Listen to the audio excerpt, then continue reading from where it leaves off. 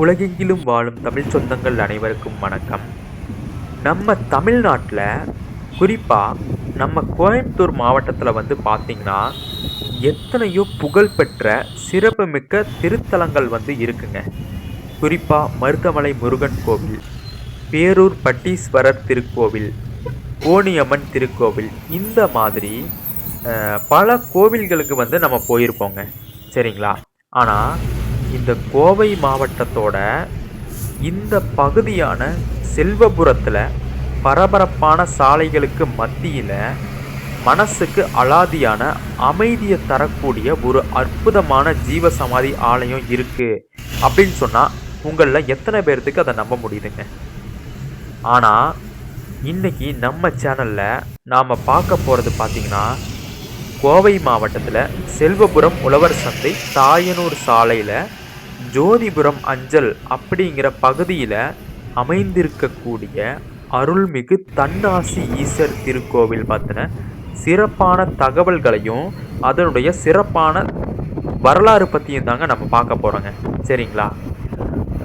ஒரு சித்தர் வந்து வாழ்ந்து ஜீவசமாதி அடைந்த இந்த திருத்தலத்தோட மகிமை என்ன, இங்கே வந்து நம்ம மனம் உருகி வழிபாடு செஞ்சால் நமக்கு என்னென்ன நன்மைகள் நடக்கும் அப்படிங்கிறதாங்க இந்த வீடியோவில் நம்ம முழுசாக பார்க்க போகிறோங்க. சரிங்களா? வீடியோவை ஸ்கிப் பண்ணாமல் பாருங்கள். இப்போ தான் இந்த வீடியோவுக்கு நீங்கள் வந்து முதல் தடவையாக வந்திருக்கீங்கன்னா நம்ம சேனலை மறக்காமல் சப்ஸ்கிரைப் பண்ணி வச்சுக்கோங்க. சரிங்களா? சரி, வாங்க வீடியோக்குள்ளே போகலாம். இப்போ வந்து பார்த்திங்கன்னா இந்த ஜோதிபுரம் அப்படிங்கிற ஊர் எங்கே லொக்கேட் ஆகிருக்கு, அந்த இடத்துல இந்த தன்னாசி ஈசர் திருக்கோவில் எந்த இடத்துல இருக்குது அப்படின்னு கேட்டிங்கன்னா நகர்ப்புறங்களில் இருந்துங்க பார்த்திங்கன்னா பெரிய நாயக்கன் பாளையம் அப்படிங்கிற ஊருக்கும் அப்புறம் வந்து பார்த்திங்கன்னா காரமடை, இந்த 2 ஊருக்கும் நடுவில் ஜோதிபுரம்ங்கிற ஊர் இருக்குங்க. இந்த ஜோதிபுரம்ங்கிற ஊரில் இருந்து 5.3 அதாவது 5.3 கிலோமீட்டர் தொலைவில் தாங்க இந்த தன்னாசி ஈசர் அப்பர் கோவில் வந்து இருக்குங்க. இந்த தன்னாசி ஈசர் திருக்கோவில் இயற்கை சூழலில் மத்தியில் அமைஞ்சிருக்குங்க. சரிங்களா? இப்போது நீங்கள் வேறு மாவட்டத்தில் இருக்கீங்க, இந்த கோவிலை நீங்கள் எப்படி ரீச் பண்ணுறதுங்கிற முழு தகவல்களை இந்த வீடியோவோட இறுதியில் வந்து உங்களுக்கு நான் ஷேர் பண்ணுறேங்க. சரிங்களா? அதற்கான பேருந்து வசதிகள் என்ன, பேருந்து மூலமாக எப்படி இந்த கோவிலை ரீச் பண்ணலாம் அப்படிங்கிற டீட்டெயிலை உங்களுக்கு நான் வீடியோவோட இறுதியில் வந்து ஷேர் பண்ணுறேங்க. மறக்காமல் ஸ்கிப் பண்ணாமல் பாருங்கள். சரிங்களா? இப்போ இந்த கோவில் வந்து பார்த்திங்கன்னா ஒரு கிராமப்புற பகுதியில் தாங்க அமைஞ்சிருக்குங்க. இது கிராமப்புற பகுதியில் அமைஞ்சிருக்கிறதுனால இந்த கோவிலுக்கு போகிற வழிகள் வந்து பார்த்திங்கன்னா மிகவும் இயற்கையோட சூழலில் ஒன்றி அப்படியே பிணைந்து இருக்கக்கூடிய காட்சிகளை நீங்கள் பார்க்கலாங்க. இப்போ பாருங்கள், உங்களுக்கு இந்த காட்சிகளை பார்க்கும்போதே தெரியும் இந்த கோவில் வந்து எந்த அளவுக்கு இயற்கையோட இயற்கையாக ஒன்றி இருக்குது அப்படிங்கிறத நீங்கள் தெரிஞ்சுக்கலாங்க இதன் மூலமாக. பெரும்பாலும் வந்து பார்த்திங்கன்னா சித்தர் பெருமக்கள் கோவில்கள் இந்த மாதிரி இயற்கையான சூழல்களில் தாங்க அமைஞ்சிருக்குங்க. ஏன்னா அவங்க வந்து ஞானம் அடைவதற்காக இயற்கையோட இயற்கையாக சேர்ந்து தான் வந்து பார்த்திங்கன்னா அந்த தவ ஆற்றலை பெருக்கி கொள்வாங்க. சரிங்களா? நீங்கள் இந்த கோவிலுக்கு வரும்போது பார்த்திங்கன்னா இந்த மாதிரி ஆற்றல்கள், அதாவது இந்த இயற்கையான சூழலில் அமைஞ்சிருக்க கோவிலில் இருக்கக்கூடிய அந்த அதிர்வலயங்களை நீங்கள் வந்து அதிகமாக கிராஸ் பண்ண முடியுங்க. சரிங்களா? கிட்டத்தட்ட நம்ம கோவிலை ரீச் ஆக போகிறோங்க. அங்கே தெரியுது பாருங்கள் உங்களுக்கு ஒரு கோபுரம், அதுதாங்க தன்னாசி ஈசர் திருக்கோவிலுங்க. சரிங்களா? இப்போது இதுதான் வந்து பார்த்தீங்கன்னா தன்னாசி ஈசர் அப்படிங்கிற திருக்கோவிலுங்க. சரிங்களா? பாருங்க எவ்வளவு அற்புதமாக இயற்கையோடு இயற்கையாக ஒன்றி இருக்கக்கூடிய ஒரு கோவில்னு பாருங்கள். இந்த கோவிலை சுற்றியும் வந்து பார்த்திங்கன்னா பெரிய அளவில் வீடுகள் எதுவும் கிடையாதுங்க. எல்லாமே வந்து பார்த்திங்கன்னா கொஞ்சம் கொஞ்சம் தள்ளி தான் வந்து வீடுகள்லாம் இருக்குது. ஆனால் இந்த கோவில் மத்தியில் வந்து பார்த்திங்கன்னா எதுவுமே பெருசாக இல்லை. ஆனால் ஒரு இயற்கையோடு இயற்கையாக இந்த கோவில் வந்து இருக்குங்க. இந்த மாதிரி இயற்கை சார்ந்த கோவில்களில் உங்களுக்கு ஆற்றல் மிகவும் அபரிமிதமாக வந்து கிடைக்குங்க. நீங்கள் மனம் உருகி என்ன வேண்டினாலும் இந்த மாதிரி கோவில்களில் உங்களுக்கு நடக்கிறதுக்கு நிறையா வாய்ப்புகள் அதிகங்க. அதற்காக அப்போ நகர்ப்புற கோவில்களில் எந்த ஆற்றலுமே இல்லையா அப்படின்னு கேட்டிங்கன்னா, நகர்ப்புற கோவில்கள்லையும் இருக்குங்க. சித்தர் பெருமக்கள் எந்த இடத்துல இருந்தாலும் அவர்களோட ஆற்றல்கள் அந்தந்த இடத்துக்கு தகுந்த மாதிரி மாற்றி நமக்கு அருள் பாலிச்சுட்டே தான் இருப்பாங்க. அதில் எந்தவித மாற்று கருத்தும் இல்லை, எந்தவித சந்தேகமும் கிடையாதுங்க. இருந்தாலும் இந்த மாதிரி இயற்கை சூழலில் நீங்கள் இருக்கும் பொழுது உங்களுக்கு உங்களால் அந்த ஹை ஃப்ரீக்குவன்சி ஆற்றல்களை ஈஸியாக உள்வாங்கிக்க முடியுங்க. சரிங்களா? சரி வாங்க நம்ம உள்ளே போய் இந்த கோவில் எப்படி இருக்குது அப்படிங்கிறதையும் இந்த கோவிலை பற்றின தகவல்களையும் நம்ம பார்ப்போங்க. சரிங்களா?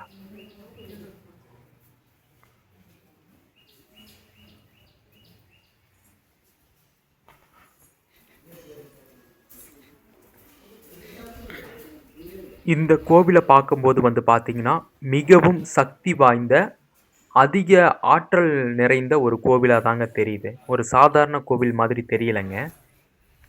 வாங்க நம்ம உள்ள போய் பார்ப்போங்க.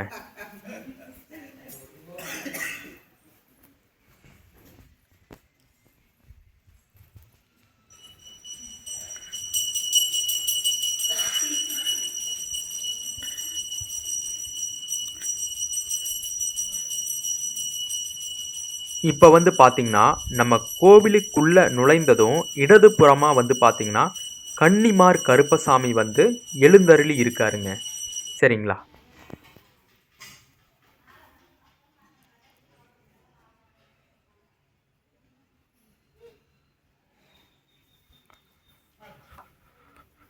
அதாவது வந்து பார்த்தீங்கன்னா, கோவில்ல இருக்கக்கூடிய அறங்காவலர்கள், அப்புறம் வந்து ஆஃபீஸர்களுக்கெல்லாம் தங்கும் விடுதியாக இங்க வந்து அமைச்சு வச்சிருக்காங்க. இதுதாங்க அந்த இடம்.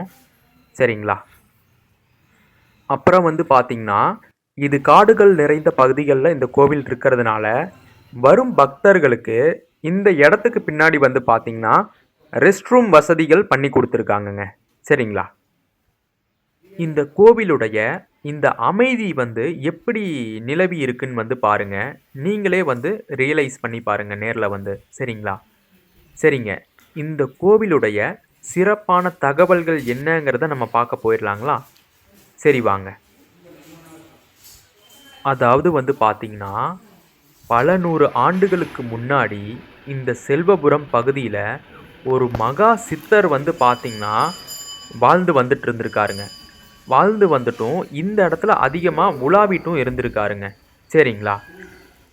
அவர் தங்கி இருந்து மக்களுக்கு பல நன்மைகளை வந்து செஞ்சுட்டு, இறுதியா இவருக்கு ஞானம் கிடைத்த பிறகு, இவர் வந்து இந்த இடத்துலயே ஜீவசமாதி அடைஞ்சிட்டாருங்க. சரிங்களா? அந்த மகா சித்தரோட ஜீவசமாதி பீடத்தின் மீது தான் வந்து பார்த்தீங்கன்னா, இந்த தன்னாசி ஈசருங்கிற ஆலயம் வந்து எழுப்பப்பட்டு கட்டப்பட்டு இருக்குங்க. சரிங்களா? இப்போ இந்த கருவறைக்கு முன்னாடி வந்து பார்த்தீங்கன்னா, நந்தி பெருமான் இருக்காருங்க. அந்த நந்தி பெருமானுக்கு அப்படியே முன்னாடி நேர் எதிரில் தன்னாசி ஈசர் என்று சொல்லக்கூடிய 14 கீழ்கணக்கு சித்தர்களில் ஒருவரான புன்னாக்கீச சித்தர் வந்து இருக்காருங்க. சரிங்களா? இவர் வந்து பார்த்தீங்கன்னா, மூலவரா இங்கே வந்து அருள் பாலிக்கிறாருங்க. இந்த தன்னாசி ஈசர் எப்படி காட்சி அளிக்கிறாருன்னு கேட்டிங்கன்னா, ஐயா கையில் வந்து பார்த்தீங்கன்னா ஒரு பெரம்பு இருக்குங்க. அதே சமயம் அந்த பெரம்போடையும் கருணையோட அந்த அற்புதமான காட்சியோட நமக்கு வந்து நயன தீட்சையோட அப்படியே வந்து காட்சி அளிக்கிற மாதிரி இருக்குங்க. ஐயாவோட அந்த தோற்றம் பார்க்கும் பொழுது. சரிங்களா? காலுக்கு கீழே வந்து பார்த்தீங்கன்னா பாதுகைகள் வந்து இருக்குங்க. தலையில் வந்து பார்த்தீங்கன்னா ஒரு கிரீடத்தோட தியான கோலத்தில் ஐயா வந்து அமர்ந்து அருள் பாலிக்கிற காட்சியாக வந்து இது இருக்குங்க. மிகவும் அற்புதமான ஒரு காட்சியாக இருக்குங்க. சரிங்களா? இப்போ இந்த இடத்துல வந்து பார்த்தீங்கன்னா 2026க்கான பிரதோஷ வழிபாடுகள் வந்து இங்கே அட்டவணைப்படுத்தி வரும் பக்தர்களுக்கு வந்து கொடுத்துருக்காங்க பாருங்க. இந்த இடத்துல வந்து பார்த்தீங்கன்னா இந்த பிரதோஷ வழிபாடை வந்து நீங்கள் நோட் பண்ணி வச்சுக்கிட்டிங்கன்னா, பிரதோஷம் நடக்கும் பொழுது இந்த கால வேளைகளை அந்தந்த நாட்களில் வந்து நீங்கள் தரிசனம் செஞ்சுட்டு போகிறதுக்கு ஏதுவாக இருக்குங்க. சரிங்களா?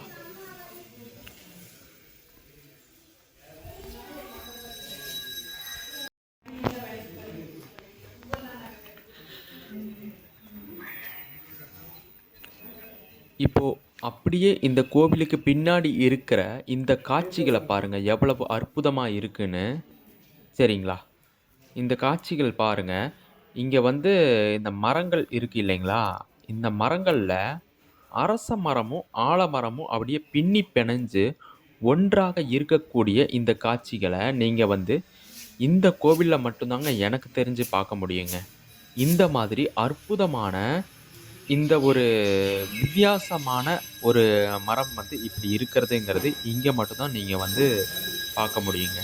கண்டிப்பா இங்க வந்தா இதையும் விசிட் பண்ணி பாருங்க. சரிங்களா?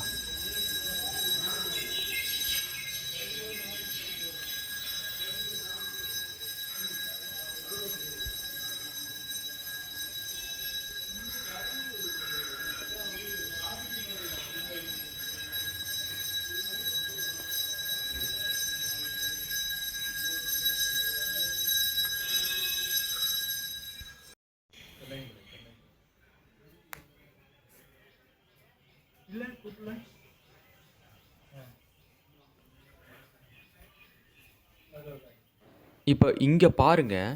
14 கீழ்க்கணக்கு சித்தர்களுக்கு மட்டும் தனியா அப்படியே ஒரு சன்னதிகள் வந்து அமைச்சு, எல்லா சித்தர் பெருமக்களையும் ஒரே இடத்துல வந்து இங்க காட்டி வச்சிருக்காங்க பாருங்க.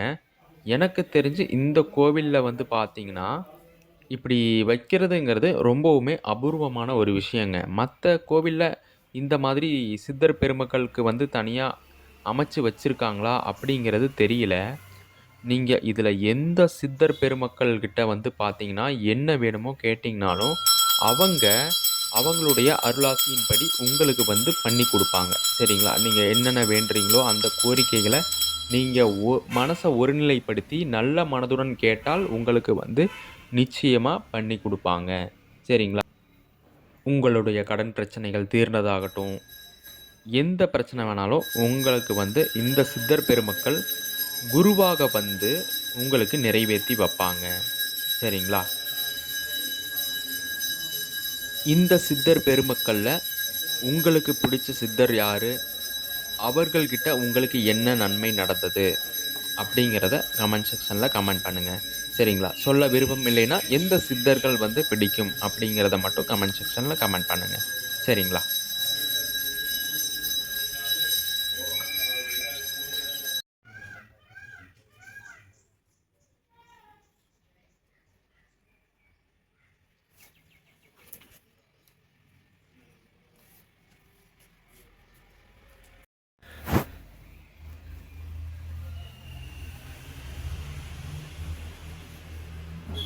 இந்த அமைதியான இடத்திற்கு தியானம் செய்வதற்கு ஏற்ற வகையில ஒரு தியான மண்டபம் வந்து இங்க வந்து அமைச்சு வச்சிருக்காங்கங்க.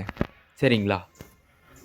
இந்த அற்புதமான தியான மண்டபத்துக்குள்ள இருந்து நீங்க தியானம், தவம் செய்யும் பொழுது வந்து பார்த்தீங்கன்னா, அந்த காஸ்மிக் ஸ்டேஷன் சிபிஎஸ்ன்னு சொல்லுவாங்க. Cosmic power station.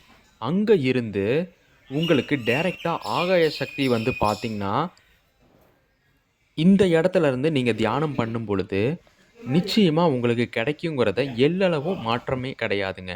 சரிங்களா? ஏன்னா, இங்க இந்த புன்னாக்கீசர் சித்தர் ஜீவசமாதி அமைந்திருக்கிறதுனால, உங்களுக்கு வந்து அந்த எனர்ஜிங்கிறது அப்படியே இந்த இடத்துல இருக்குங்க. அதற்கேத்த மாரி தான் இந்த சூழலும் உங்களுக்கு அமைதியா இருக்கிறதுனால, உங்கனால மனச ஒருநிலைப்படுத்துறதுக்கு கவனச்சிதறல் ஏற்படாம, கரெக்ட்டா ஃபோக்கஸ் பண்ணி உங்கனால வேணுங்கிறத நிறைவேத்திக்க முடியுங்கிறதுல எந்த எள்ளளவும் மாற்றமே இல்லைங்க. சரிங்களா? இந்த தியான மண்டபத்துக்குள்ள வந்து பார்த்தீங்கன்னா, புன்னாகீசரோட பாடல்கள்லாம் வந்து வச்சிருக்காங்க. அது மட்டும் இல்லாம, நீங்க இப்ப உங்களுக்கு பிடிச்ச சித்தர்களுடைய பாடல்கள், அவங்களோடதையும் எடுத்துட்டு வந்து இங்க உட்காந்து படிச்சு, அதன்படி நீங்க வந்து தியானம் செய்யலாங்க. ஒரு பிரச்சனையும் கிடையாதுங்க. சரிங்களா?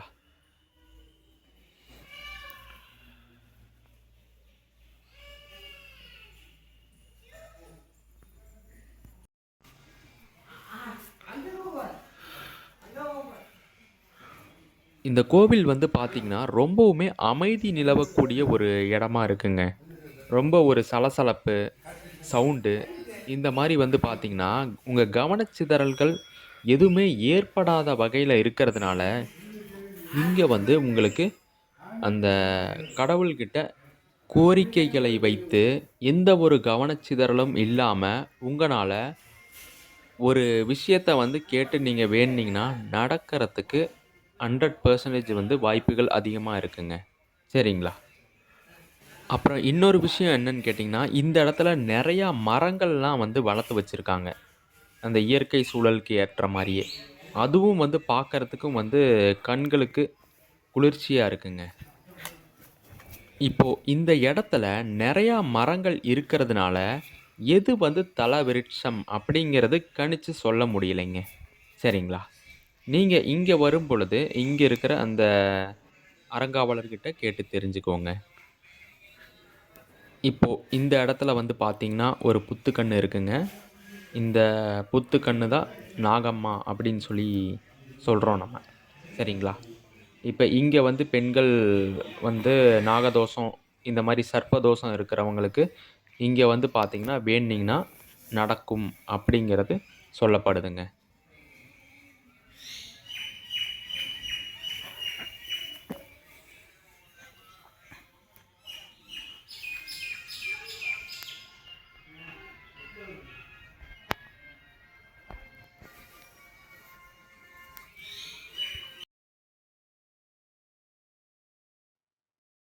இப்போ இந்த இடத்துல இருக்கக்கூடிய அந்த சன்னதி தான் வந்து பார்த்தீங்கன்னா, பாவாத்மா அப்படிங்கிற சாமியோட சன்னதிங்க.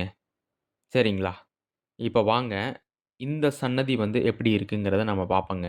மிகவும் அமைதியா, அற்புதமா வந்து இருக்குங்க.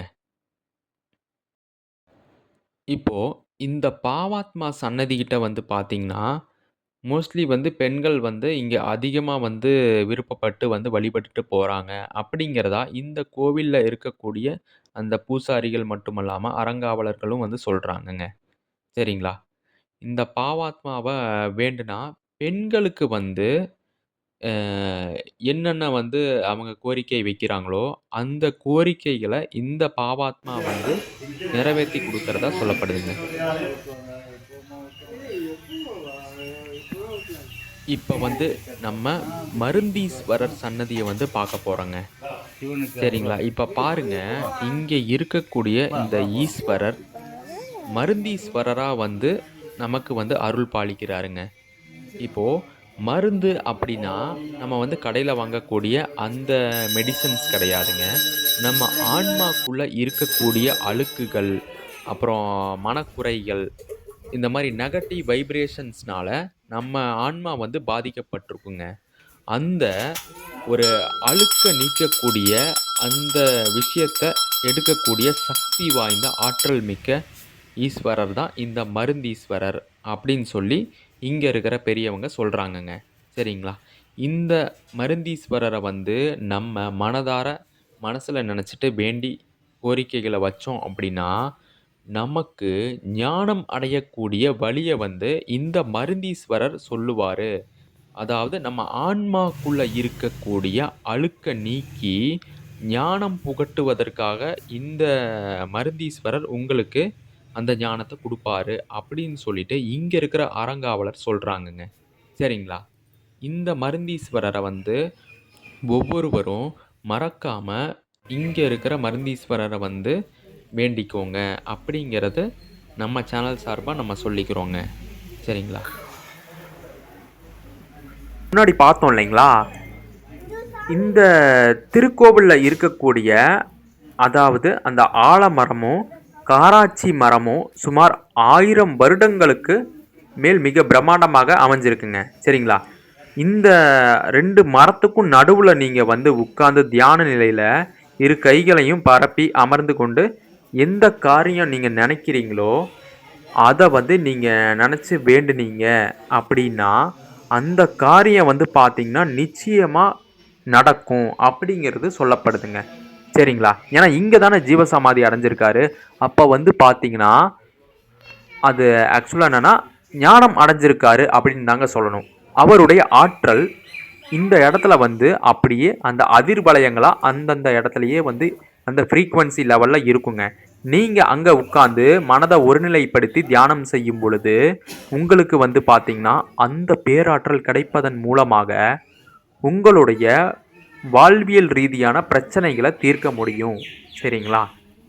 கண்டிப்பா இந்த இடத்துல வந்து நீங்க வந்தீங்க அப்படின்னா, இந்த இடத்துல தியானம் செய்து பாருங்க. ஆனா, நல்ல மனசு இருக்கணுங்க. நல்ல மனசு மட்டும் இல்லாம, நீங்க வேண்டக்கூடிய விஷயம் எப்படி இருக்கணும்னு கேட்டீங்கன்னா, பிறர் நலன் சார்ந்து இருந்தால் மட்டும் தான் நீங்க நினைக்கிறது நடக்குங்க. சுயநலம் சார்ந்து எதுவாக இருந்தாலும், உங்களுக்கு வந்து நடக்கிறதுக்கான சாத்தியம்ங்கிறது கம்மியா தான் இருக்கும். சரிங்களா? நீங்க எந்த சித்தர் கோவிலுக்கு போனாலும் சரிங்க, பிற உயிரின் நலன் சார்ந்து நீங்க வேண்டும் பொழுது, தன் சுயநலத்திற்கு மட்டும் அல்லாமல், என் கடன் பிரச்சனை மட்டும் தீர்ந்தால் போதும், எனக்கு உணவு கிடைத்தால் போதும், எனக்கு என்னுடைய குடும்பத்திற்கு இப்படி ஒரு சுயநலம் சார்ந்த எண்ணம் இல்லாம, ஊர் மக்கள் எல்லாத்துக்கும் எல்லாமும் கிடைக்கணும். எல்லாரும் வந்து பார்த்தீங்கன்னா, சில பிரச்சனைகள்ல இருந்து விடுபடணும். எல்லாரும் ஞானம் அடையணும் அப்படின்னு பொது நோக்கத்தோட நீங்க ஒரு வேண்டுதல இந்த தன்னாசி ஈசர் ஐயாவிடம் வைத்தீர்கள் என்றால், உங்களுக்கு நிச்சயமா உங்க வாழ்வும் சிறப்படையும், மற்றவர்களின் வாழ்வும் சிறப்படையும் அப்படிங்கிறது சொல்லப்படுதுங்க. சரிங்களா?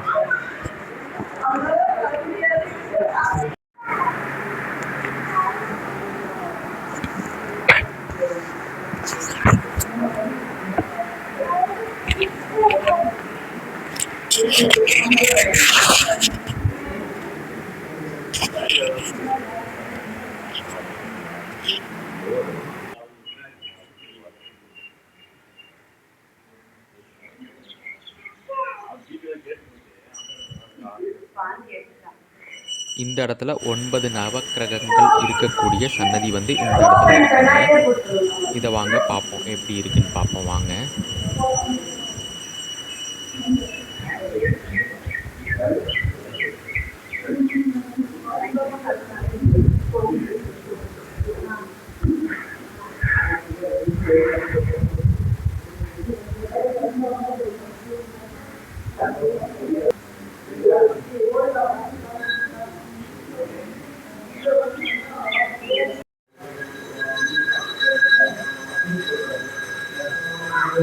அடுத்து வந்து பார்த்தீங்கன்னா கால பைரவருடைய சன்னதிங்க. இப்போ இந்த கால பைரவர் சன்னதியில் இருக்கக்கூடிய கால பைரவரை நீங்கள் வந்து வேண்டிக்கிட்டீங்க அப்படின்னா, உங்களுக்குள்ள இருக்கிற தீய சக்திகள் மற்றும் உங்களை சுற்றி இருக்கிற தீய சக்திகள் உங்களை அண்டாமல் இந்த கால பைரவர் வந்து உங்களை காத்து நிற்பாருங்க. சரிங்களா? இந்த கால பைரவருக்கு உண்டான மந்திரங்கள் வந்து பார்த்தீங்கன்னா, இந்த சுவர்கள்ல வந்து பார்த்தீங்கன்னா, ஸ்டிக்கர்ல ஒட்டி வச்சிருக்காங்க. அத உங்களுக்கு காட்டுறேன். நோட் பண்ணி வச்சுக்கோங்க. இல்ல ஸ்க்ரீன்ஷாட் எடுத்து வச்சுக்கோங்க. சரிங்களா? இங்க வந்து பார்த்தீங்கன்னா, இங்க நோட்டீஸ் போர்டு ஒட்டி வச்சிருக்காங்கங்க. இதுல வந்து பார்த்தீங்கன்னா, நம்ம பக்தர்களுக்கு தான் சொல்றாங்க. இந்த மாரி பூஜைகள்லாம் நடக்குது. வந்து கலந்துக்கணுங்கிற விருப்பம் இருக்கக்கூடியவங்க இந்த குழுவுல கலந்துக்கலாம் அப்படிங்கிறத இந்த நிர்வாகம் மூலமாக இந்த நோட்டீஸ் சொல்லியிருக்காங்கங்க. சரிங்களா? இறுதியாக வந்து பார்த்தீங்கன்னா, நம்ம மேலும் கூடுதல் தகவல்களுக்கு இந்த தன்னாசி ஈசர் ஐயாவிடம் அருள் பெற்று தினந்தோறும் சிறப்பு வழிபாடுகள், சிறப்பு அலங்காரங்கள் செஞ்சுட்டு இருக்கக்கூடிய தயவு திரு ஐயாவிடம் வந்து இந்த கோவிலுடைய வரலாறு என்ன, ஐயாவை பற்றின சில தகவல்களை நாமளே நேரடியாக கேட்டு தெரிஞ்சுக்குவோங்க வாங்க. சரிங்களா? ஐயா வந்து 18 சித்தர்ல ஒருத்தர். ஐயா 18 சித்தர்ல புன்னாக்கீசர்ங்கிற திருநாமம் உடையவர். இந்த இடத்துல இருக்கக்கூடிய மக்கள் வந்து தன்னாசீசர் அப்படிங்கிற பேர்ல வந்து மக்கள் சொல்லிக்கிட்டு இருக்கிறாங்க. ஆனா 2 பேரும் ஒண்ணுதான். சாமிக்கு இரட்டை பேர் இருக்கிற மாதிரி புன்னாக்கீசர், தன்னாசி ஈசர் 2ம் ஒண்ணுதான். அப்ப சாமி வந்து இது பாம்பாட்டி சித்தரோட சீடர். சரிங்க. அப்ப பாம்பாட்டி சித்தர் வந்து மருதமலையில தபஸ் இருந்த காலகட்டங்கள்ல சாமி வந்து சென்னிமலையிலே தபஸ் இருந்திருக்காரு. இந்த மேற்கு மலை தொடர்ச்சியில வந்து சாமி நடமாடிட்டு போக வர இருந்திருக்காரு. இந்த தளத்துல இந்த இடத்துல வந்து சாமி மக்களை சந்திக்கிறதும், மக்களுக்கு அருளாசி கொடுக்கறதும், மக்களுக்கு உபதேசம் செய்யறதும், மக்களுடைய குறைகளை தீர்க்கறதும், மக்களுக்கு என்ன தேவையோ மருந்து முறைகள் கொடுக்கறதும், தன்னுடைய யோக சக்தியினால அவங்களுடைய நோய், கர்மா இதெல்லாம் நீக்கிறதும் சாமி நிறைய செஞ்சுக்கிட்டே இருந்திருக்கிறார். சரிங்க. அப்ப அந்த காலகட்டங்கள்ல பின்பக்கம் அந்த கோவிலுக்கு பின்பக்கம் ஒரு மலை இருக்கு. அங்க வந்து ஒரு பெரிய குகை இருக்கு. அந்த சரிங்க. அந்த குகையில வந்து சாமி தங்கி மேல தபசும் இருந்திருக்கிறார். தவம் இருந்திருக்கு. சரிங்க. தவம் இருந்து அதுக்கு பக்கத்துல ஒரு சுனை இருந்திருக்கு. அது இருக்கு. அந்த சுனை இப்போவும் இருக்கு. தண்ணி வந்துகிட்டே இருக்கு. எந்த காலத்துலயும் தண்ணி வத்தாத சுனை அது. சரிங்க. அந்த படிக்கு மேலேயும் வராது, கீழேயும் போகாது. அப்ப அற்புதமான ஒரு சுனை, அற்புதமான குகையில சாமி இருந்து தபம் பண்ணிட்டு, இங்க மக்களுக்கு வந்து வழிகாட்டுதல், ஆன்மீக வழிகாட்டுதல், நோய் நொடியிலிருந்து விடுதலை கொடுக்கறது, அவங்களுடைய கர்மபலன்லேருந்து விடுதலை கொடுக்கறது, இந்த மாதிரி அவங்களுக்கு ஆன்மீக நெறிகளை போதிக்கிறது. சாமி வந்து மேன்மையான அந்த உயர்ந்த ஞான நிலையை நோக்கி எடுத்துட்டு போறதுக்கு உபதேசம் கொடுத்துட்டு இருந்திருக்காரு. ஒரு கட்டத்துல ஆனா இங்க வந்து இதுல வந்து ஒரு சுரங்க வழியே இருந்திருக்கு. அது யாரும் போறதுக்கு பயந்துட்டு யாரும் போகாம இருக்கிறாங்க. சரிங்க. ஒரு கட்டத்துல வந்து சாமி வந்து இருந்துட்டு இருந்தப்போ ஒரு கட்டத்துல எல்லா அடியார்களுக்கு முன்னாடி அந்த சுரங்க வழியில இறங்கி போயிருக்கிறாரு. சரிங்க. சாமி திரும்பி வெளியில வரல. இவங்களும் பல நாளா வந்து பார்த்துருக்காங்க, பல நாளா வந்து காத்துட்டு இருந்திருக்காங்க. சாமி வரல. சாமி வரலன்னு என்ன ஆயிடுச்சுன்னா, சரி சாமி இந்த இது எந்த சுரங்கத்துக்கிட்ட போனாரோ அந்த சுரங்கத்துக்கு பக்கத்துலேயே வந்து வந்து ஒரு சாமியோட விக்கிரகத்தை வச்சு பூஜை பண்ண ஆரம்பிச்சிருக்காங்க. அதுக்கு பின்னால் அந்த ஆலமரம், காராச்சி மரம் இதெல்லாம் வந்துருச்சு. ஆமாங்க. இந்த காராச்சி மரத்துக்கே 1000 வருஷங்களுக்கு மேலே பழமையான மரம். இப்போ சாமி அதுக்கு முன்ன காலத்தில் இருந்துருக்குறாங்க. அப்போ சாமி வந்து இது அப்போ சாமி இருந்தப்போ என்னவெல்லாம் கிடைச்சதோ அது எல்லாமே அந்த விக்கிரகம் அங்கே வச்சு வழிபாடு நடத்த சாமிக்கு மக்களுக்கு கிடைக்க ஆரம்பிச்சிருச்சு. சாமி அப்போ உள்ளதான் இருக்கிறார் அப்படிங்கிற ஒரு நம்பிக்கை மக்களுக்கு முதல்ல தொண்டே இருந்தது. பல கட்டங்களில் பல ஆட்கள் வந்து இதில் வந்து உட்காந்து பூஜை பண்ணியிருக்கிறாங்க, தபசு பண்ணியிருக்கிறாங்க, சாமியை வந்து அறியணும்னு நினச்சிட்டு இருக்கிறாங்க. நிறைய தன்னுடைய நோயினுடைய தீர்த்துட்டு போயிருக்காங்க. தன்னுடைய அது வாழ்வியல் துன்பங்களிலேருந்து விடுதலை அடைகிறதுக்கு வந்திருக்கிறாங்க. இப்படி வந்துக்கிட்டே இருந்திருக்கிறாங்க. அந்த கட்டங்களில் தான் வந்து இப்போ இருக்கக்கூடிய நிர்வாகம் வந்து அவங்க கிட்டத்தட்ட ஒரு 80 ஆண்டுகளுக்கு முன்னாடி வந்து அடியவர்களை வந்து சாமி வந்து தரிசனம் பண்ணுறாங்க. வந்து பண்ணிட்டு சாமி அவங்களுக்கும் தேவையானதை கொடுக்குறாங்க, அவங்களுக்கு அருளாசி கொடுக்குறாங்க. சாமியோட அந்த கருணையும், சாமியோட அந்த இரக்க குணமும், சாமியோட அந்த வள்ளல் குணமும், ஞானத்தை பகிர்ந்தளிக்கக்கூடிய வள்ளல் குணமும் இதெல்லாம் நேரடியாக அனுபவித்து அவங்க அந்த அனுபவங்களை பார்த்த உடனே சாமிக்கு வந்து சாமியோட தீவிர அடியவர்கள் ஆயிட்டாங்க. இப்போ சாமிக்கு வந்து இருக்கக்கூடிய இடம் வந்து நல்லா சிறப்பாக அமையணும் அப்படின்னு இந்த இடங்களை எல்லாம் வந்து நல்லா சிறப்பாக வந்து புனரமைச்சு இங்கே வந்து இப்போ சாமிக்கு ஒரு திருக்கோயில் பண்ணிக்கலாம். படிப்படியாக பெரிய அளவில் எடுத்து இப்போ இன்னைக்கு இந்த அளவுக்கு வந்திருக்குது. இந்த 18 சித்தர்களை பார்த்துக்கிட்டோம்னா கூட ஒரு சிறப்பு வாய்ந்த உங்களுக்கு ஈஸ்வர் பட்டம் இருக்குது. சரிங்க. அப்படி பார்த்துக்கிட்டிங்கன்னா இப்போ 9 கோவில்களில் ஈஸ்வர பட்டம் வாங்கினது வந்து சனீஸ்வரன். ஆமாங்க. அதே மாதிரி வந்து மனிதர்களாக பிறந்தவங்கள வந்து ஈஸ்வர பட்டம் வாங்கினது ராவணீஸ்வரன். அதே மாதிரி வந்து இது யோகா செய்கிறவங்களுக்குள்ளே வந்து ஈஸ்வர பட்டம் வாங்கினவர் யோகேஸ்வரன், ஸ்ரீகிருஷ்ணன். அப்படி அந்தந்த இதில் வந்து இருக்கும்போது சித்த மார்க்கத்தில் வந்து சாமி மகம் மிகப்பெரிய ஒரு நிலையில இருந்ததுனால சாமி வந்து ஈஸ்வர் பட்டவருக்கு சேர்த்து புண்ணாக்கீசர்ங்கிற பேரில் வந்து சாமி அறியப்படுறாங்க. இந்த காலகட்டம் வரும் சாமி வந்து சிறப்பான ஒரு வெளிப்படுத்துதல காட்டிட்டு இருக்காரு. இப்போ பார்த்துக்கிட்டிங்கன்னா இந்த இடத்துக்குள்ள வந்து சாமிக்கு இந்த இடத்துல ஆலயம் அமைச்சதுக்கு அப்புறம் இந்த பக்கம் வந்து விநாயகருக்கு ஆலயம் ஆயிடுச்சு, இந்த பக்கம் முருகனுக்கு ஆலயம் ஆயிடுச்சு. இதுக்கு பின்பக்கம் வந்து சாமியோட அந்த ஒரு உள்ள போன அந்த குகைக்கு சமீபமாக இருக்கக்கூடிய இடத்துல வந்து சில காரியங்களை வந்து அடியார்கள் வந்து நடக்குமா நடக்காதா, இல்லை செய்யலாமா வேண்டாமா, சில காரியங்களை இயற்கையாகவே நம்ம செய்யலாமா வேண்டாமா அப்படிங்கிற ஒரு குழப்பத்தில் இருப்போம். ஒரு இருமனதாக இருக்கும்போது சரி செய்யலாம் வேண்டாம் அப்படிங்கிற முடிவை வந்து சாமிகிட்டே கேட்டுக்கிறான்னு சொல்லி அந்த இடத்துல அந்த கோவிலுக்கு இந்த பின்பக்கம் சாமியோட அந்த விக்கிரகம் சிவன் விக்கிரகம் கல் விக்கிரகமும் வச்சிருக்கக்கூடிய இடத்துல அந்த வேல் குத்திருக்கக்கூடிய இடத்துல வந்து நல்லா அமர்ந்து வந்து சாமியோட அந்த காரியத்தை வச்சு சாமியை தியானிச்சு 2 கைகளையும் பரப்பி வைக்கும்போது, கமத்து பரப்பி வைக்கும்போது அந்த கைகள் வந்து தன்னை போல ஒரு இழுவிசை மாதிரி இழுத்து கொண்டு வந்து ஒன்று சேர்த்துச்சுன்னா அந்த காரியம் செய்ய சொல்கிறாருன்னு ஒரு முடிவு எடுத்துக்கிறாங்க. அதே காரியம் வந்து இது கை ஒன்று சேரலைன்னா சாமி வேண்டாம்னு முடிவு எடுத்துட்டாங்க அப்படின்னு சொல்லி அந்த காரியத்தை விட்டுறாங்க. இந்த மாதிரியும் பார்த்துக்கிறாங்க. ஒரு காரியம் நடக்கணுமா வேண்டாமாங்கிறது சாமியோட முடிவுக்கு அந்த இடத்துல கை வச்சு பார்க்குறவங்க நிறைய வர்றாங்க. கை வச்சு பார்க்குறாங்க, அனுபவத்தை பார்த்துக்கிறாங்க. அந்த கை ஒன்று சேர்ந்தனா காரியம் நடந்துடும் அப்படிங்கிற ஒரு செய்யலாம் இல்லை வேண்டாம் அப்படிங்கிற முடிவுக்கு வந்துடுறாங்க. இந்த மாதிரிலாம் அற்புதமான ஒரு அனுபவம்லாம் இங்கே நிறைய இருக்குது. இங்கே பார்த்துக்கிட்டா இது நிறைய வண்டுகள், தேனீக்கள், குளவிகள், நிறைய ஜந்துக்கள்லாம் இருக்கும், எல்லாமே இருக்கும். ஆனால் அடியார்களை எந்த அளவுக்கும் வந்து துன்புறுத்தினதில்லை. நிச்சயமாங்கய்யா. யாரையும் வந்து கொத்துனதா நம்ம கேள்விப்பட்டிருக்கோம். அதாவது எவ்வளவு பெரிய விச ஜந்துக்களா இருந்தாலும் அடியார்களை வந்து எதுவுமே துன்புறுத்த இல்லை. இது சரித்திரம் இல்லை இந்த இடத்துல. நீங்களே பார்த்திருப்பீங்க எத்தனையோ விஷ வண்டுகள். ஆமா ஆமா, 2000க்கு மேல விஷ வண்டுகள் இருந்தது. அது ஐயாவோட அருளால வந்து எதுவுமே பண்றது இல்லை வர பக்தர்களை. அது விஷ வண்டுகள்னு சொல்றதை விட ஐயா கிட்ட வந்து அடைக்கலம் தேடி வந்த அனன்மாக்கள்ங்கிற கணக்கு அது பார்க்க வேண்டியிருக்கு. ஆனால் அவங்க வந்து எந்த வகையிலையும் அடியார்களை வந்து துன்புறுத்தலை, யாரையும் ஒரு கொத்து கொத்தலை. இப்போ காலையிலே அதிகாலையில் பார்த்துக்கிட்டிங்கன்னா மணந்தேனீக்கள் வந்து இந்த எல்லா விளக்குகள்லையுமே சுற்றி நிற்கும். நாங்கள் காலையில் ஐயாவுக்கு அபிஷேகம் பண்ண வர அந்த நான் 5 மணி அந்த டைமில் வந்து நடந்திருக்கும் போது கம்ப்ளீட் எல்லா பக்கமும் இருக்கும். ஆனால் இங்கே யாரையும் சரி இப்போ இது பிரார்த்தனைக்கு வர்றவங்களையும் சரி யாரையுமே வந்து ஒரு தேனீ கொத்துச்சனோ இல்லை ஒரு வண்டு கொத்துச்சனோ இல்லை இது அந்த மாதிரியான நிகழ்வுகள் இங்கே நடக்கிறதில்ல. இங்கே அதே மாதிரி வந்து நிறைய இப்போ பார்வைக்கு கொஞ்சம் குறைஞ்சிருக்குது. ஆரம்ப காலகட்டங்களில் விடுதிக்குள்ள நிறைய பாம்புகளும் இருக்கும். அதுவும் வந்து யாரையும் எந்த விதமான துன்புறுத்துதலும் செஞ்சது எல்லாமே வந்து ஒரு அந்த என்ன சொல்ல ஏகம் நித்தியம் விமலம் அஜலம் அந்த சொல்ல ஏகம் அந்த எல்லாமே வந்து அந்த அஜலத்துக்குள்ள இருக்குதுங்கிறத வந்து உணரக்கூடிய ஒரு தலமாக கூட இது இருக்குது. அற்புதமான ஒரு அத்வைதத்தை கூட பார்க்கலாம். இந்த ஜீவராசிகள் வந்து அடியார்களை துன்புறுத்தாமல் இருக்கிறது, அடியார்கள் ஜீவராசியை துன்புறுத்தாமல் இருக்கிறது, இல்லை ஒன்றுக்குள்ள ஒன்று இணங்கி போகிறதெல்லாம் பார்க்கும்போது இது இது சொல்லாத பாடமா வந்து நம்ம வந்து ஆத்ம ஞானத்தை உணர முடியுது. எல்லாம் சமந்தான், எல்லாமே ஒண்ணுதான் கண்டிப்பா கொடுக்குது.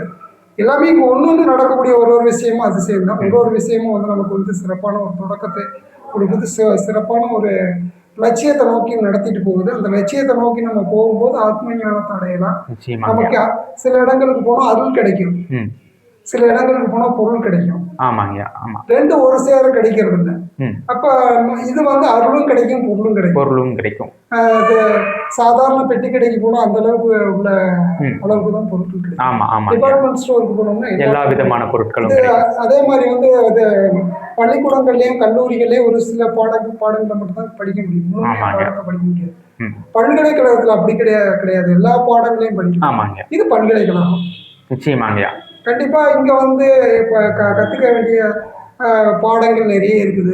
அவங்களுக்கு வந்து வாழ்க்கைக்கு வழிகாட்டுறது, வாழ்வியல் முறைகள் நிறைய கற்றுக்க வேண்டிய நிறைய இருக்குங்க. இவங்க வாழ்றதுக்கு வழியும் அமைச்சு கொடுத்துட்றாரு. வாழ்றதுக்கு வழி மட்டும் இல்லாம வந்து ஐயா வந்து பிற்கால வாழ்க்கைக்கு, அதாவது என்ன சரீரத்துக்கு இந்த மரணத்துக்கு பின்னால் இருக்கக்கூடிய ஒரு நிகழ்வுகளையும் சாமி வந்து அவங்களுக்கு தேவையான உணர்த்துறாரு, ஞானமும் கொடுக்குறாரு. அதாவது இந்த பிறவியை கடக்கிறதுக்கான மரணமில்லா பெருவாழ்வு, வள்ளல் பெருமான் ஐயா சொல்றது போல சுத்த பிரணவ ஞான ஒளிதேகம் அடைவதற்கான அந்த போதனைகள் வந்து ஐயா கொடுத்துட்டு இருக்காருங்க. அப்ப இன்னொரு அதிசயம் கூட இங்க நடந்தது. நான் வந்து ஒரு வருஷத்துக்கு முன்னாடி வந்து நான் இங்க உள்ள ஐயாவுக்கு கருவறையில பூஜை செஞ்சுக்கிட்டு இருக்கும்போது உள்ள நால்வரில் ஒருத்தர் சுந்தர பெருமான் வந்து இங்க எனக்கு காட்சி கொடுத்தாரு. சரிங்க. சுந்தரர் பெருமான் வந்து இங்க வந்து காட்சி கொடுத்தாரு. அற்புதங்கய்யா. அது வந்து நான் இதை வந்து ஒரு நண்பரோட பகிரும்போது அவர் வந்து ஒரு சிவபக்தர், திருவாசகம் போறவர், தேவாரம் பாடக்கூடியவர். அவர்கிட்ட நான் பகிர்ந்துகிட்டு இருக்கும்போது அவரும் சொன்னாரு, இங்க சுந்தரருடைய காட்சி எனக்கு கிடைச்சிருக்குன்னு சொன்னாரு. அப்போ வந்து சாமி வந்து நம்ம யாரு எந்த இதுக்காக நம்ம இலக்கா அது என்ன இலக்கா வச்சிருக்கோமோ அந்த இதை கிடைக்கிறதுக்கு யாரை அனுப்பணுங்கிறதையும் தகுதியான பர்சனை வந்து சூஸ் பண்ணி அனுப்புறாரு, செய்யறாரு. அப்போ வந்து நமக்கு வந்து எல்லா விதத்துலயும் பாடங்கள் இருக்குது, இங்க படிக்கிறதுக்கு அநேக பாடங்கள் இருக்குது. நிச்சயமாங்க. இந்த படிக்கிறதுக்கு மாணவர்கள் வந்து சிறப்பான தகுதி உள்ள மாணவர்கள் வந்து தொடர்ந்து படிச்சு ஐயாவுடைய ஆசியில வந்து ஆத்ம ஞானமும் வளமும் சகல சௌபாக்கியமும் அடைஞ்சு மிக உன்னதமான ஒரு நிலைக்கு வரணும்னு ஐயா புண்ணாக்கீசர்ங்கிற தன்னாசீசரை வந்து நான் மனமாற பிரார்த்திக்கிறேன். அடியார்கள் நல்ல வாழ்க்கை வாழணும், சிறப்பாக இருக்கணும், அடியார்கள் மென்மேலும் வரணும். அவங்க வந்து இந்த பூமியில கலியுகத்தில் இருக்கக்கூடிய அருளில் இருந்து நீங்கி ஆனந்தமான வாழ்க்கை அமையணும். அதுக்கு நம்ம ஐயா எல்லா வகையிலும் அவங்களுக்கு அருள் புரியணும். இது வெயிலையும் மழையிலையும் அங்கே என்ன சொல்ல கடுமையான சூழல்ல வெளியில நடமாடி நடக்க முடியாமல் தளர்வெய்தவங்களாம் இந்த பிரம்மாண்டமான ஒரு அமைதி இடத்துக்கு வந்து ஆனந்தங்கிற அமுதத்தை பருகி அவங்க வாழ்க்கையில் சிறக்கணும்னு அவங்க மூலமாக எல்லா பேர்த்துக்கும் ஐயாவுடைய அருள்வாசி கிடைக்கிறதுக்கு வாழ்த்தை சொல்லி உங்கள் வாய்ப்பு கொடுத்ததுக்கு உங்களுக்கு கண்டிப்பாக ரொம்ப நன்றி சொல்லி பண்ணுறேன்.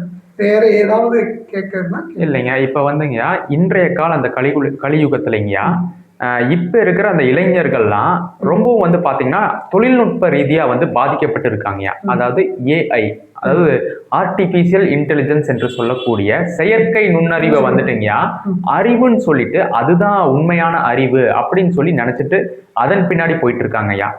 அவங்களுக்கு வந்து இந்த ஞானத்துக்கு வரணும்னா அதுக்கு அடிப்படை வேலை வந்து என்ன பண்ணணுங்கய்யா? அடிப்படையா அவங்க வந்து எதை மேம்படுத்திக்கணும் இந்த ஞானத்துக்கு வரணும்னா? வந்து ஒரு நீங்க அற்புதமா கேள்வி கேட்டுட்டீங்க. இது வந்து ஒரு உளவியல் ரீதியான ஒரு மாற்றம் தான். ஆமாங்க. இப்போ வீட்டுல வந்து ஒரு குழந்தை இருக்கலாம். நீங்க என்ன செய்றீங்களோ அதை வந்து கண்டிப்பா அந்த குழந்தை வந்து ட்ரை பண்ணி பார்ப்பான். நிச்சயமாங்க. நிச்சயம். நீங்க டெய்லி வீட்டுல ஒரு இடத்துல வந்து ஒரு பொருளை வச்சு தட்டுறீங்களோ இல்லை வேற ஏதாவது செய்றீங்களோ அப்போ வந்து என்ன பண்ணுவாங்கன்னா முயற்சி பண்ணி பார்ப்பாங்க. ஆமாங்க. அது நோக்கி கற்றல்னு சொல்லி சைக்காலஜில சொல்லுவாங்க. நிச்சயமாங்க. ஆமா, நோக்கி அப்போ வந்து என்ன ஆகுதுன்னு கேட்டுக்கிட்டீங்கன்னா, நீங்க வந்து நம்ம குழந்தைகள் வந்து ஏஐ டெக்னிக்கல் மூலமா வந்து ஒரு மனநோய்க்கு உட்படுத்தப்படக்கூடாதுங்கிறத நினைச்சீங்கன்னா நீங்க என்ன செய்யலாம்? நம்ம குழந்தைகளை நல்வழிப்படுத்தணும், நேர்கோட்டுக்கு கொண்டு வரணும் அப்படின்னு நாம நினைச்சோம்னா கண்டிப்பா நாம முதல்ல சரியாகணும். நாமளே வந்து நிறைய வீடுகள்ல பார்த்துருக்கிறேன். அது கணவன் மனைவி ஆண் குழந்தைகளுக்கு வந்து சோறு ஊட்டும் போது வந்து மொபைலை கொடுத்து தான் சோறு ஊட்டுறாங்க. இவங்களும் அந்த டைம் பொழுதுபோக்குக்கு முழுக்க முழுக்க முழுக்க முழுக்க கையில வச்சுக்கிட்டு இதைத்தான் பண்ணிட்டு இருக்காங்க. அது அப்போ வந்து இந்த முறை மாறி வீட்டுல இவங்க தினந்தோறும் ஆராதனை பண்ணணும். 6 மணி ஆச்சா கண்டிப்பா வந்து ஒரு விளக்கேற்றி வச்சு ஒரு தேவாரத்துல ஒரு பதிகம், இல்ல திருவாசகத்துல ஒரு பதிகம், இல்ல 4000 திவ்ய பிரபந்தத்துல ஒண்ணு நம்ம எடுத்து இவங்க பாட ஆரம்பிச்சிருந்தாங்கன்னா வீட்டுல இவங்களுக்கு ஒரு அமைதியும் ஆனந்தமும் கிடைச்சிருக்கும். அதே போல வந்து இது மக்களுக்கு வந்து அதை நோக்கி ஒரு படம் 6 மணி ஆயிடுச்சுன்னா விளக்கு ஆட்டோமேட்டிக் குழந்தை வந்து எடுத்து வைப்பாங்க. அவங்களுக்கு பாட தெரியுதோ இல்லையோ அந்த குழந்தை பருவத்தில் அந்த இடத்துல ஒரு துணியை விரிச்சு போட்டு உட்காந்து ஒரு விரிப்பை விரிச்சு போட்டு உட்காந்துட்டு அந்த இறைவனை பத்தி ஒரு நினைவு வருதோ இல்லையோ சும்மாவாவது போய் உட்காருவாங்க. இயல்பா நடக்கும். அந்த இயல்புக்கு நம்ம வாய்ப்பு கொடுக்கல. அந்த பெற்றோர்கள் தான் வந்து தன்னுடைய மக்களை வந்து ஆன்மீக ரீதியாகவும் பௌதிக ரீதியாகவும் எடுத்துட்டு போறதோ அவங்கள வந்து நம்ம கொண்டு போறது நம்ம கையில இருக்கு. அது கூட வந்து இறைவனுடைய திருவருள் இருக்கணும். அந்த இறைவனுடைய திருவருள் இருந்ததுன்னா எந்த இடத்துல இருந்தாலும் குழந்தைகள் வந்து கரை சேர்த்துக்கணும். இப்ப விழிப்புணர்வுக்கு எத்தனையோ இது புது புது நிறுவனங்கள் நிறைய பேர் வந்துட்டாங்க விழிப்புணர்வுக்காக.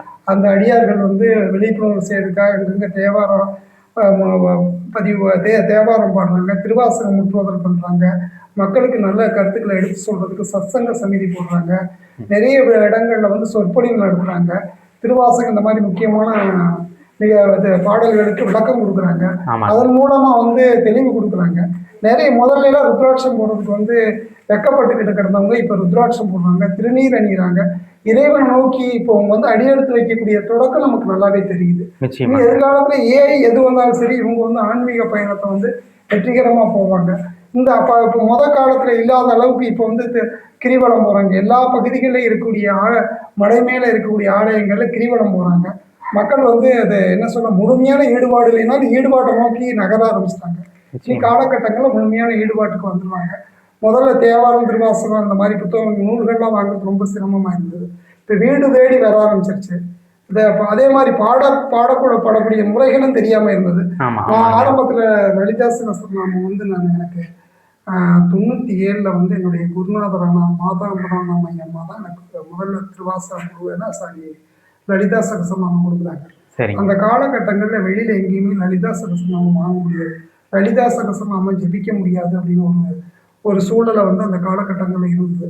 அதை உடைச்சு இன்னைக்கு வீடுகள் ஒவ்வொரு மனிதனுடைய கையிலையும் லலிதா சகஸ்ரநாமம் வந்து வைக்கணும், ஜெபிக்கணும் அப்படிங்கிற ஒரு சூழலை கொண்டு வந்திருக்கிறாங்க. அவ்வளோ அற்புதமான ஒரு நூல் வந்து வெளியிலே கிடைக்காம ஒரு மறைபொருளாக இருந்தது வந்து எல்லாருக்கும் கிடைக்கும். அடியார்கள் வருவாங்க, அந்த இறைவனே அடியார் வடிவில் வருவாங்க. ஆனால் திருவாசகம் அதே மாதிரி தான். திருவாசகங்கிற ஒரு நூல் இருக்கிறது வந்து வெளி உலகத்துக்கே தெரியாமல் இருந்தது. இப்ப வந்து எல்லாத்துக்குமே இதன் மூலமா வந்து தெரிய ஆரம்பிக்குதுங்க. தெரிய ஆரம்பிக்குது. இப்போ வந்து என்னன்னு கேட்டுக்கிட்டீங்கன்னா, நம்ம நாடு மட்டும் இல்ல, அரபு நாடுகள்ல கூட திருவாசகம் ஆமாங்க. முருகப்பெருமானையும் பெரிய லெவல்ல வந்து வழிபட ஆரம்பிச்சுட்டாங்க. மலேசியா வந்து மலேசியாவோட முதல்ல இருந்தே முருகன் ஆமாங்க. இருக்குது. முருகன் வந்து தமிழர்கள் போன இடம் எல்லாமே முருகன் லண்டன்ல கூட முருகனுக்கு மிகப்பெரிய பெயரெல்லாம் செஞ்சிருக்காங்க. முருக ஆராதனை வந்து தமிழர்கள் இருந்த இடங்கள் எல்லாத்துலயும் இருக்கு. ஆனா வந்து இது தேவாரம் அந்த பன்னீர் திருமுறைகள் இப்பதானே வெளியே போயிருக்குது. கடல் கடந்து போயிருக்குது. அப்போ வந்து ஒன்னொன்னா எடுத்துட்டு போறாங்க. இந்த காலகட்டங்கள்ல உலகம் வந்து சைவ சித்தாந்தம் மூலமா அமைதி அடையறதுக்கு நகர்ந்துகிட்டு இருக்குது. கண்டிப்பா இறைவன் வந்து சித்த மார்க்கம் மூலமா, சைவ சித்தாந்த மார்க்கம் மூலமா வந்து இது இறைவன் கண்டிப்பா இறைவனை நோக்கி பாதை சிறப்பா அமையும். எந்த தொழில்நுட்பம் வந்தாலும் மனிதனை வந்து இறைவன் வந்து கைவிட மாட்டார். அவர் அருளாலே அவர் தாழ் வணங்கி வணங்க வைப்பார். நிச்சயமா இந்த வந்து அவரோட அருளாலையும் நடக்குங்க. இறுதியா ஒரே ஒரு கேள்விங்க. நம்ம சித்தர் பெருமக்கள்ல இருந்தீங்க, வள்ளல் பெருமான் அப்புறம் திருவள்ளுவர் போன்ற பெரிய பெரிய ஞானிகள் வரைக்குங்க அவங்க வந்து போதிக்கிற ஒரே விஷயங்க கொல்லாமை புலால் உண்ணாமை. இந்த இதை வந்து வலியுறுத்துறாங்க. எந்த உயிருக்குமே தீங்கு விளைவிக்க கூடாது அப்படிங்கிறத கட்டாயம் வந்து பண்றாங்க. இது வந்து இப்ப மக்களுக்கு எப்படிங்க வந்து இதன் மூலமா சொல்ல விரும்புறீங்க? அதாவது இது ஒரு விஷயம் என்னன்னு கேட்டுக்கிட்டீங்கன்னா, நம்ம கடந்து வந்த பாதை அது. ஆமாங்க.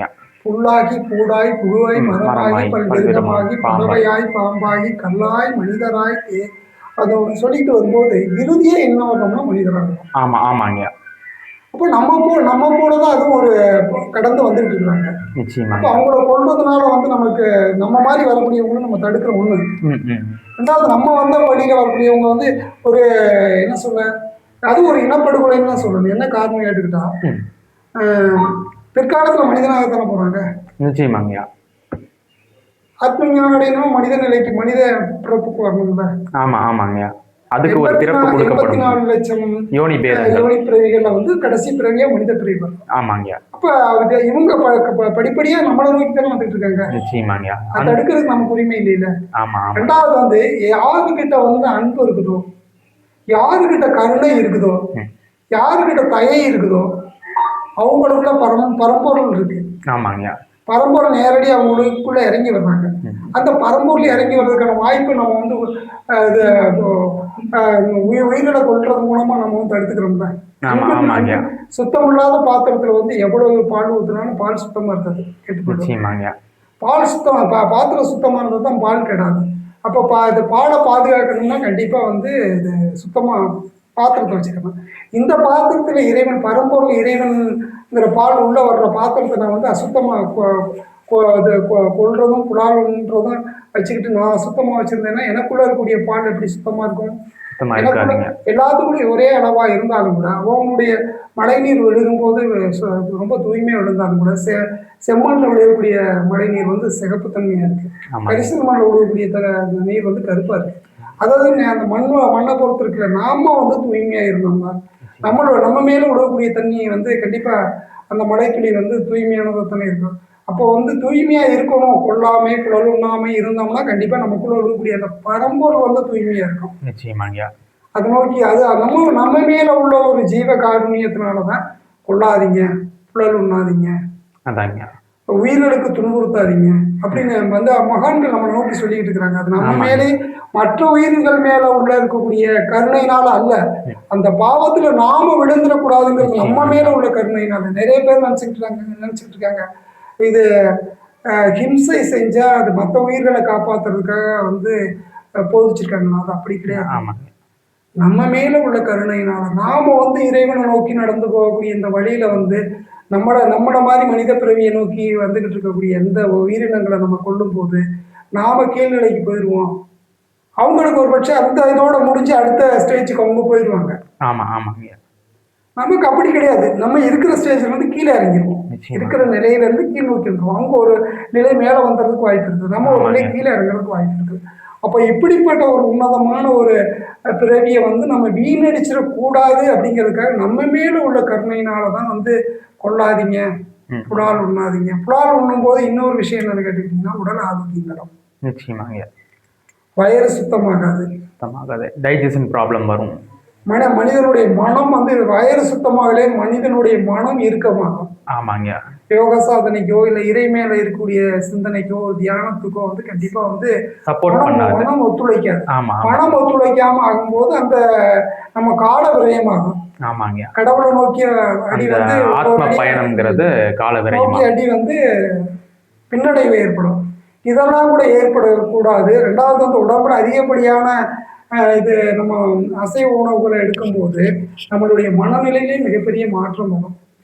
அந்த மாற்றம் வந்து என்ன சொல்ல காம குரோத லோகம் மதம் ஆச்சரியம் கூடிய இந்த மாதிரியான சிந்தனைகளை இப்போ மனிதனுடைய அந்த என்ன சொல்ல உணர்வுகளும் மனதையும் வந்து எது தீர்மானிக்குதுன்னா உணவு தான் தீர்மானிக்கும். அந்த உணவு நல்ல சாத்வீகமான உணவு, நல்ல உணவா எடுத்துக்கிட்டோம்னா நல்ல உணர்வோட இறைவனை நோக்கி போகும். நம்ம எடுக்கக்கூடிய உணவு வந்து தூய்மையற்றதாகவும் இந்த மாதிரி புலால் சம்பந்தப்பட்ட உணவுகளை எடுக்கும்போது நம்மளுடைய எண்ணங்கள் கீழ் நோக்கி தான் போகும். எண்ணங்கள் கீழ் நோக்கி போகும்போது நம்ம இறைவன் நோக்கிய பயணம் வந்து பண்றது ரொம்ப சிரமமா இருக்கும்.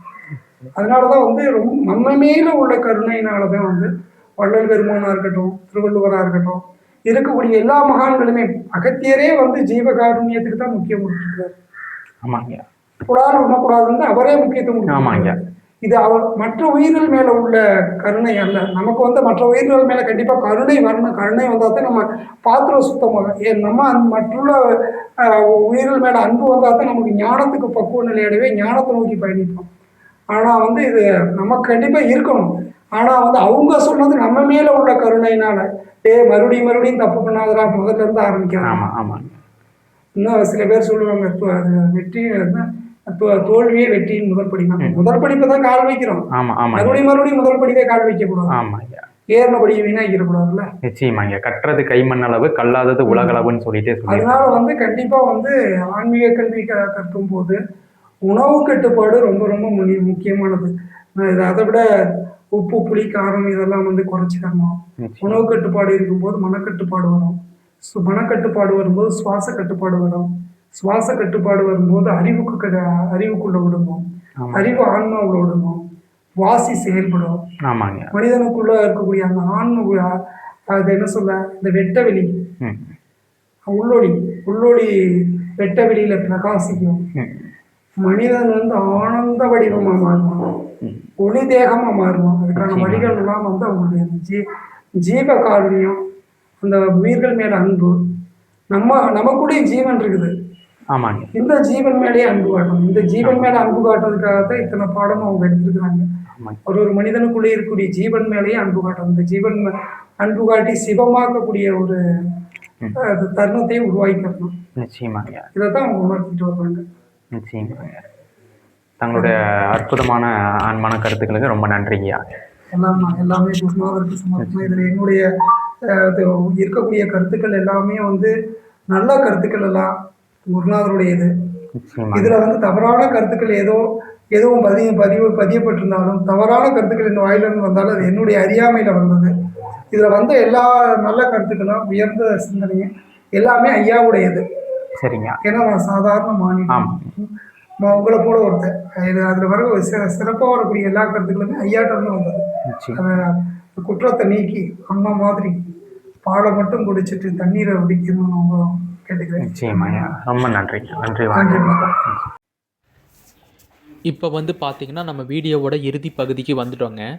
இந்த கோவிலுக்கு நீங்கள் எப்படி ரீச் ஆகலாம், நீங்கள் வந்து வேறு மாவட்டத்தில் இருக்கீங்க அப்படிங்கிற பட்சத்தில் நீங்கள் வந்து மதுரை, தேனி, திண்டுக்கல் இந்த மாதிரி சைடில் இருந்து வரீங்க அப்படின்னா நீங்கள் வந்து கோயம்புத்தூர் மாவட்டத்துக்கு பேருந்து ஏறிக்கோங்க. சிங்காநல்லூர் அப்படிங்கிற பேருந்தில் வந்து உங்களுக்கு பஸ் நிறுத்திடுவாங்க. அங்கேருந்து வந்து உங்களுக்கு காந்திபுரம் அப்படிங்கிற பேருந்து நிலையத்துக்கு நிறையா பஸ்ஸஸ் அவைலபிளாக இருக்குங்க. சரிங்களா? அங்கே காந்திபுரம் வந்து தான் மாறுற மாதிரி இருக்கும். இதுவே நீங்கள் வந்து பழனி இந்த மாதிரி சைடில் இருக்கீங்கன்னா நீங்கள் வந்து கோயம்புத்தூர் ஏறிட்டீங்க அப்படின்னா உங்களுக்கு உக்கடம் பஸ் ஸ்டாண்டில் இறக்கி விட்ருவாங்க. அங்கேருந்தும் நீங்கள் காந்திபுரம் அப்படிங்கிற பஸ் ஸ்டாண்டுக்கு தாங்க வந்து இறங்குற மாதிரி இருக்குங்க. சரிங்களா? டவுன் பஸ் ஸ்டாண்டில் உங்களுக்கு பஸ்ஸஸ் குறைவாக தாங்க இருக்குது. அதாவது 102, 102A இந்த மாதிரி டவுன் பஸ்ஸஸ் வந்து பார்த்திங்கன்னா ரொம்பவும் அவைலபிள் இல்லாமல் தாங்க இருக்குது. நீங்கள் என்ன பண்ணுங்கள், வெளியூர் பஸ் ஸ்டாண்ட் அதாவது மேட்டுப்பாளையம் போகக்கூடிய பஸ் ஸ்டாண்ட் வந்து இருக்குங்க. அங்கே போயிட்டீங்க அப்படின்னா அங்கேருந்து உங்களுக்கு வாக்கபிள் டிஸ்டன்ஸ் தான். டவுன் பஸ் ஸ்டாண்டுக்கும் இதுக்கும் உங்களுக்கு பார்த்தீங்கன்னா ஒரு 200 மீட்டர் 300 மீட்டர் அவ்வளோதான் இருக்குங்க. அங்கே போயிட்டீங்க அப்படின்னா மேட்டுப்பாளையம் பஸ் உங்களுக்கு ஃப்ரீக்வெண்ட்டாக அவைலபிளாக இருக்குங்க. அங்கே மேட்டுப்பாளையம் பஸ் ஏறிட்டு ஜோதிபுரம் அப்படிங்கிற பஸ் ஸ்டாப் வந்து கேட்டு வாங்கிக்கோங்க. சரிங்களா? அந்த பஸ் ஸ்டாப்புக்கு டிக்கெட் கேட்டு வாங்கிக்கோங்க. அந்த ஜோதிபுரம்ல இருந்து வந்து பார்த்தீங்கன்னா கோவில் வந்து ஒரு 5.3 கிலோமீட்டர் தொலைவில் தாங்க அமைஞ்சிருக்குங்க. இப்போது அந்த ஜோதிபுரம்ல இருந்து பஸ் இருக்கா அப்படின்னு கேட்டிங்கன்னா, எனக்கு தெரிஞ்சு நான் விசாரித்து பார்த்த வரைக்கும் பஸ் வந்து கிடையாதுங்க. ஏன்னா கிராமப்புறத்தில் இருக்கிறதுனால பேருந்து வசதிகள் இல்லைங்க. சரிங்களா? அப்போ அங்கே ஊருக்குள்ளே வந்துட்டு போகிறதுக்கு பஸ்ஸே கிடையாதா அப்படின்னு கேட்டிங்கன்னா, நான் போய் விசாரித்து பார்த்த வரைக்கும் வந்து பார்த்தீங்கன்னா பஸ்ஸஸ் வந்து இல்லைங்க. சரிங்களா? நீங்கள் வந்து அங்கேருந்து ஆட்டோ வசதி மூலமாக தாங்க போகிற மாதிரி இருக்குங்க. சரிங்களா? இதன் மூலமாக மட்டும்தான் இந்த கோவிலை ரீச் ஆக முடியுங்க எளிமையாக. நீங்கள் வேறு மாநிலத்தில் இருந்து வரீங்க, இல்லை வேறு மாவட்டத்தில் இருந்து வரீங்கன்னா இப்படி வந்தால் தான் உங்களுக்கு வந்து அந்த டைமில் பார்த்துட்டு உங்களுக்கு ரிட்டன் உங்கள் ஊருக்கு போகிறதுக்கு டைம் கரெக்டாக இருக்குங்க. சரிங்களா? இந்த அற்புதமான திருக்கோவிலை நம்ம சேனலை நம்பி பார்க்க வந்தவங்களுக்கு நீண்ட ஆயுள், நிறை செல்வம், மெய்ஞானம் ஓங்கி வாழ்வில் எத்தனை துன்பங்கள் கவலைகள் இருந்தாலும் அதை எளிதாக கரைத்து எல்லோரும் ஞானம் அடைய வேண்டும் என்று குருவருள், திருவருள் மற்றும் தன்னாசி ஈசர் ஐயாவின் ஆசியுடன் நம்ம சேனலின் சார்பாக வேண்டிக் கொள்கிறோம். சரிங்களா? இந்த வீடியோ பிடித்திருந்தால் லைக் பண்ணுங்கள், ஷேர் பண்ணுங்கள், மறக்காமல் சப்ஸ்கிரைப் பண்ணி வச்சுக்கோங்க. இன்னொரு அற்புதமான காணொளியில் உங்களை நான் சந்திக்கிறேங்க. நன்றி, வணக்கம்.